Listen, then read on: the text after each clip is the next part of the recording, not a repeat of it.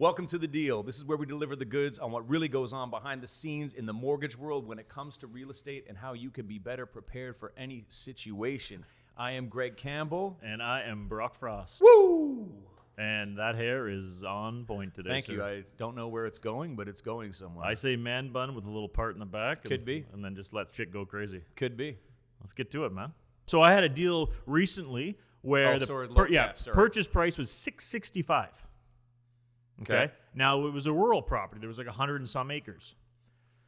They were putting 20% down, which means uninsured, which means almost always need an appraisal.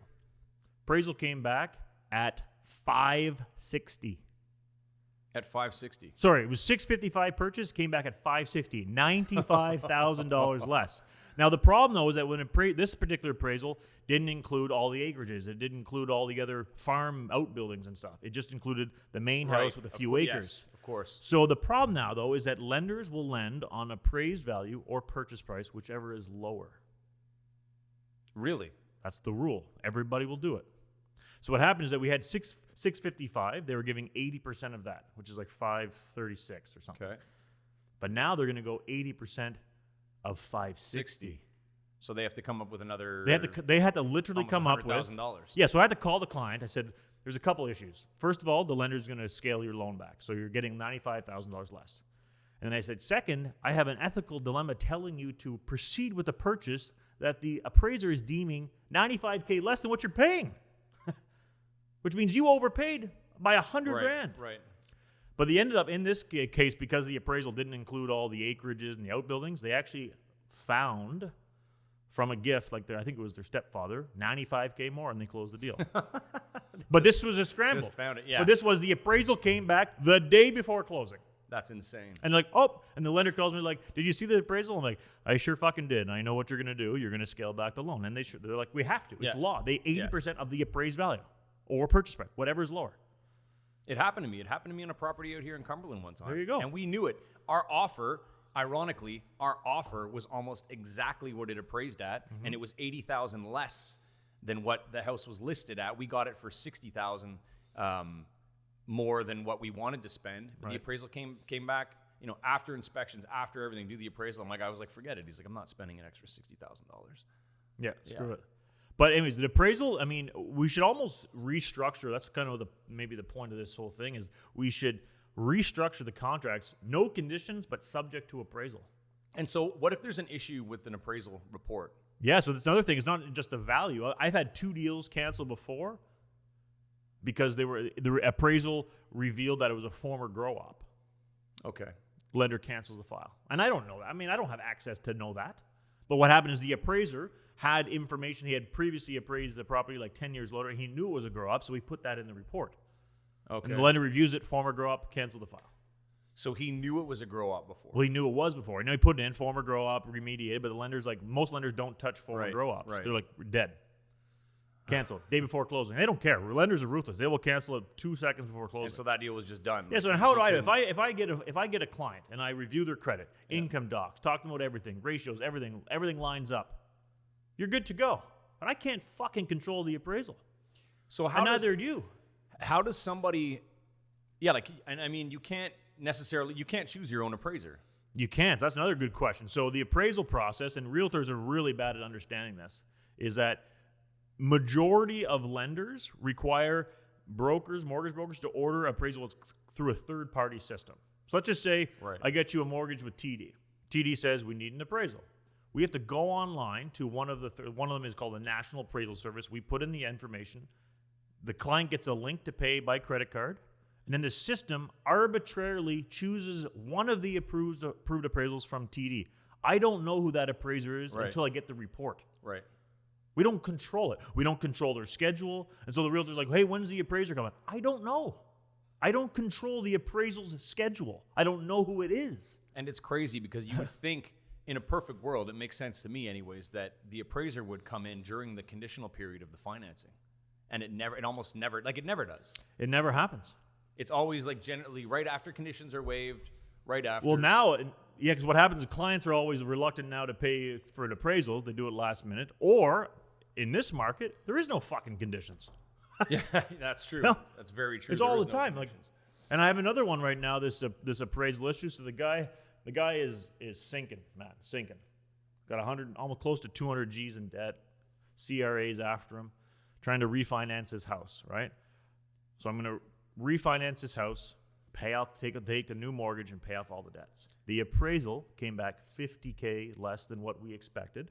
Right. And that means when it's $50K less, if they're lending you 80% of that, that means they're lending $40,000 less, which means there's now $40,000 in debt that we can't pay out. The deal doesn't work. And he's meanwhile getting harassed by CR. He's like, look, I'm paying you out soon. And then the fucking deal gets shot because I appealed the appraisal. Man. Yeah. I appealed it. I said, here's all the documentation, you idiot, why it should be higher. They rejected my appeal. So now we're trying to scramble to find 40K elsewhere to pay off all the debts just to make the fucking deal work so he doesn't get seized by CRA. Oh. And this comes down to appraisal. I don't know. And the client's like, why can't you just pick another appraiser? I said, first of all, the lender requires that I order it through this system.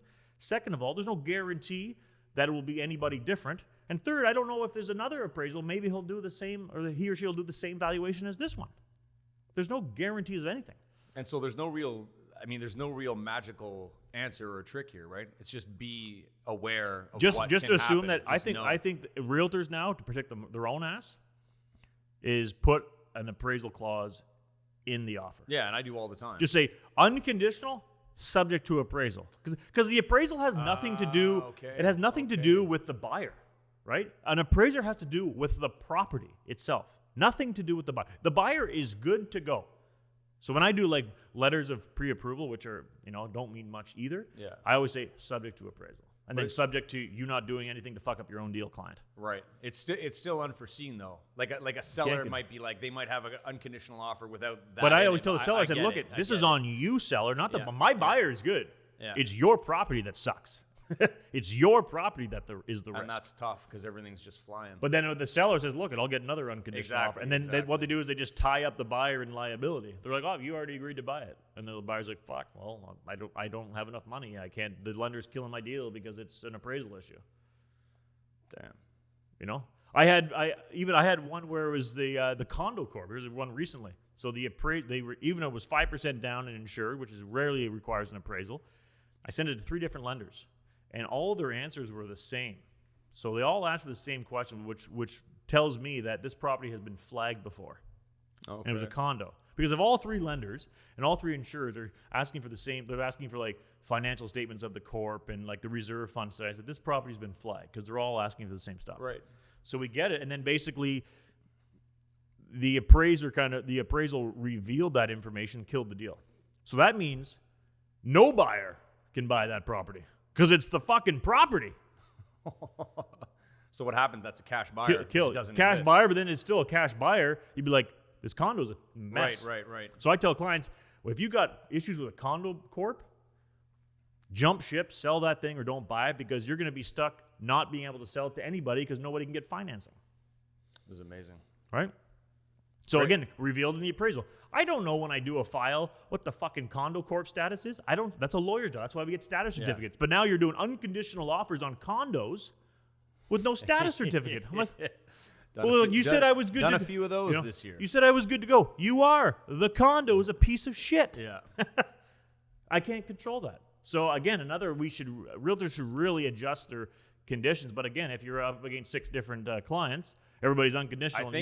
I think it's about our job is to just explain it to our clients well. Like, I mean, when I did 2 unconditional condo sales this year. Yeah. And I mean, everything looked okay and everything was okay because they were newer condos, right? That's one part of it. But I mean, I sat down with my clients and I explained it to them in detail. I'm like, I just need you to understand exactly what we're getting into here and that I'm not liable for any repercussions down the road because you're making the decision here in the end. Yeah, you tell them, here's like when I do it, I say that here's all the things that could go wrong out of my control. Yeah, right. And with this particular condo client, the realtor and I disclosed this, and the client's like, no, I'm good. And then the condo actually came back with a problem. So we disclosed the potential issue, and it ended up being an issue, and the client was screwed because he had bought the condo. So he lost his deposit. Okay. That was it. That was it. So he got out of it but lost his deposit. Correct. But he knew that. Okay. He's like, I knew the risk. He was reasonable. Most clients would be like, this is crap. I mean, we've told you. Yeah, exactly. Like, we told you this was a risk. Well, at You least they got proceeded. something back. Yeah, okay. But, I mean, that is a huge, the condo corp stuff with status certificate and appraisals, it's stuff we can't control up front. And if you're making an offer, do you have that stuff already done in place? Like, are you going to order an appraisal before you make it an offer? Nobody's going to do that. It just does because they don't want to spend $400 up front. Yeah. They're not going to do it. And that's another thing I've been doing. Like sometimes with listings, and they want to list at a certain price in this market, and I say to them, I'm like, I'm not going to list it at that price unless you get a proper appraisal that indicates that that property is worth close to that. You know, and both times they got the appraisal done, and it was $25,000 more than what I had suggested. Or no, sorry, it appraised at what I had suggested to list at. Yep. And they wanted $25K more, and then they were like, oh, okay, we get it now. Yeah. And it was no problem. And I was like, it's so important. Like, if you're listing a property and your seller is being, I don't know, a little bit outlandish, I guess you could say, like with his pricing. Very diplomatic there. Just make sure, and you can even say, if you're an agent, like I did it, I said, look, get an appraisal, pay for it. If once the whole thing's done, I'll kick it back to you closing. I mean, that's a good way to do it. It's a good incentive just to make sure that everybody's on the same page, you know? Yeah. Anyways, deal killers, man. Man, appraisals. So there you go. That's good. All right. Well, thanks for tuning in. Once again, Greg Campbell. You can find me on Instagram at Gregory Guns, Blue Panda Realty Orleans, Blue Panda Realty. Brock, where can everyone find Brock you? Frost, you can find me on a bunch of stuff. BrockFrost.com, Brock_Frost, Brock Frost Facebook, 613-316-8740. Or just text Greg and say, I need to get a hold of Brock. Shit. Cheers. All right. Later.